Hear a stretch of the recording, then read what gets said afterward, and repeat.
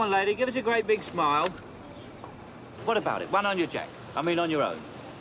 All right, I think I will. Vacationing? No. Immigrant? In a way. Married? Sometimes. Now? No, not now. How do you want me? How do I want you? Well, I've got two positions. Straight up or sideways, depending on your nationality.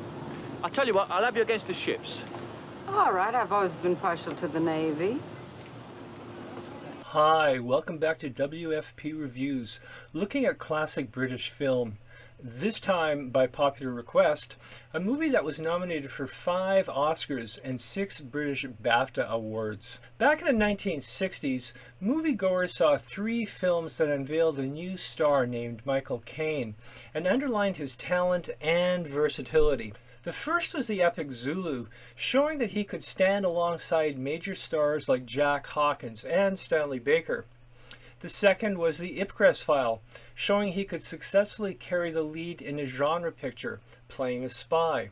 And the third was Alfie from 1966, which displayed his full range as an actor who could play complex character roles well beyond action or comic genre parts.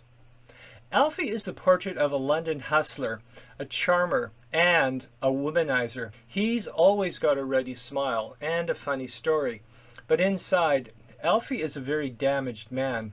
He has a fear of emotional connection that ultimately damages himself and those around him. I don't mean to hurt anyone, Alfie tells a friend. But you do, he is told. Based on a stage play by Bill Naughton, Alfie shares his skewed views with us by fourth walling, talking directly to the audience. I told you before to be careful where you put your legs. I was only trying to be helpful. I can help myself. Hello? They never make these cars big enough, do they? Well, you all settled in? Right, we can begin. My name is... Alfie?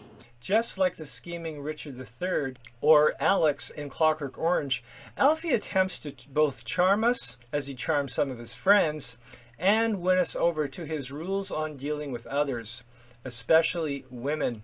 No, all I meant was that with a bird, you can never tell where it's been nor what it's done. Yeah, would you mind saying she? You're talking about my wife. She or it, they're all birds.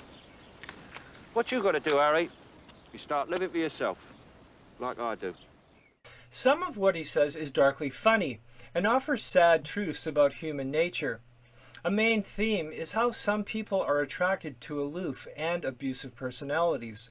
But while some class this film as a comedy, I see it as much more of a drama with some very intense material. In fact, this film made over 50 years ago will be very challenging for many viewers today. It looks at misogyny, emotionally abusive relationships, the pain of adoption, and abortion.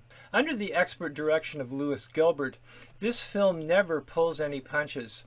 Alfie tells us his truths as he sees them, even as events show the price he is increasingly paying in unhappiness and isolation.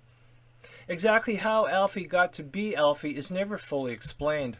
However, he once says, "There is never a dad or a mom about," a hint at his own loveless childhood.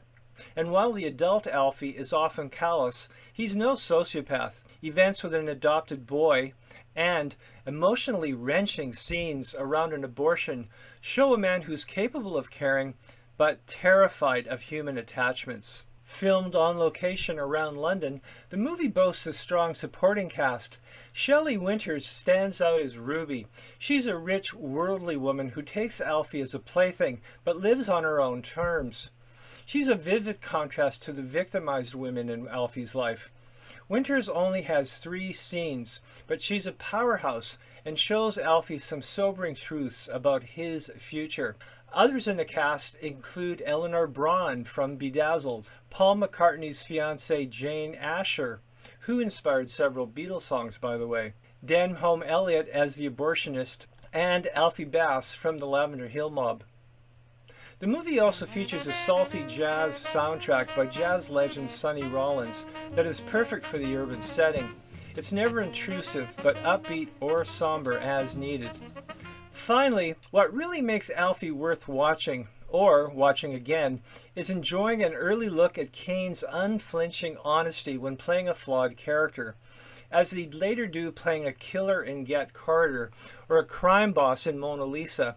Caine always focused on being true to his role, not being a likable film star. The movie's history backs this up. Stars such as Richard Harris and Lawrence Harvey turned down Alfie due to the controversial content.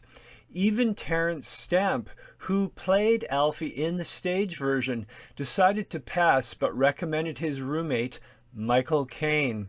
And Caine always delivered the goods. Alfie was remade with Jude Law in 2004.